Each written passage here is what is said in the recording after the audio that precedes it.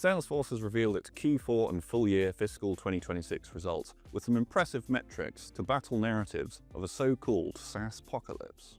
As the quarterly results were revealed, the company's founder and CEO, Mark Benioff, quipped that we've all been reading about the SaaSpocalypse, but we've got our Sasquatch that's eating the SaaSpocalypse.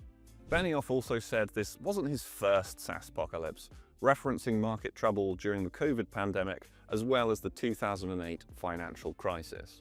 But despite a few impressive metrics, Salesforce still forecast fiscal 2027 revenue below Wall Street expectations, arguably failing to decisively stamp out narratives around the so-called death of SaaS. Let's take a look at what Salesforce's Q4 and full-year fiscal 26 results mean.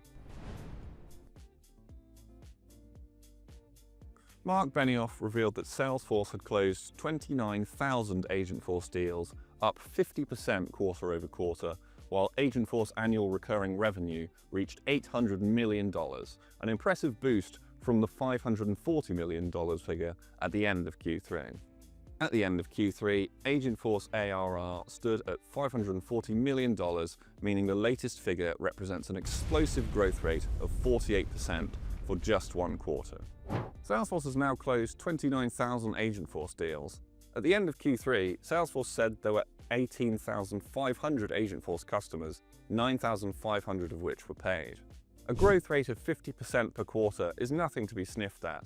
If that growth rate continues, we could see Agentforce cross the $1 billion ARR threshold this coming quarter, standing at $1.2 billion in Q1. Mark Benioff also said that the company has consumed nearly 20 trillion tokens, converting them into more than 2.4 billion agentic work units to date across Agentforce and Slack. Agentic work units refers to tasks accomplished by an AI agent. The company is well on its way to $63 billion in revenue in fiscal year 2030, Benioff announced. Agentforce and Data 360 annual recurring revenue combined was over $2.9 billion, up over 200% year over year, but this includes the $1.1 billion Informatica Cloud ARR figure. More than 60% of Agentforce and Data 360 bookings in Q4 came from existing customer expansion, and Agentforce accounts in production rose by almost 50% quarter over quarter. Salesforce also said that every Salesforce top 10 Q4 win included Agentforce 360, Data 360, Agentforce Sales, Agentforce Service, Agentforce 360 Platform, and Agentforce Analytics. So, some pretty impressive figures there, particularly for Agentforce.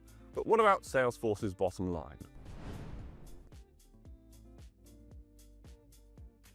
In another win for Salesforce, fiscal year 26 revenue was $41.5 billion, up 10% year over year. But the company expects annual revenue between $45.8 and $46.2 billion, with the midpoint coming in below an estimate of $46.06 billion, according to Reuters, which cited data compiled by LSEG. On the positive side, revenue was $11.2 billion, up 12% year over year, including a $399 million contribution from Informatica, which the company acquired last year. The $11.2 billion figure comes in slightly ahead of an estimate of $11.18 billion. Mark Benioff called the results phenomenal, citing the $41.5 billion revenue figure, saying that Salesforce has been rebuilt to become the operating system for the agentic enterprise. But Rebecca Wetterman, CEO of industry analyst firm Valois, said that against the backdrop of concerns about AI eating software as a service, Salesforce needs to show it is continuing to translate early AI traction into broader enterprise adoption. She added that Salesforce now has to show how customers are moving AI agents from pilots to production at scale. But Salesforce does seem to be doing this, at least according to their own metrics. Benioff also revealed how Salesforce had converted 5 ServiceNow customers to use Salesforce's own ITSM instead.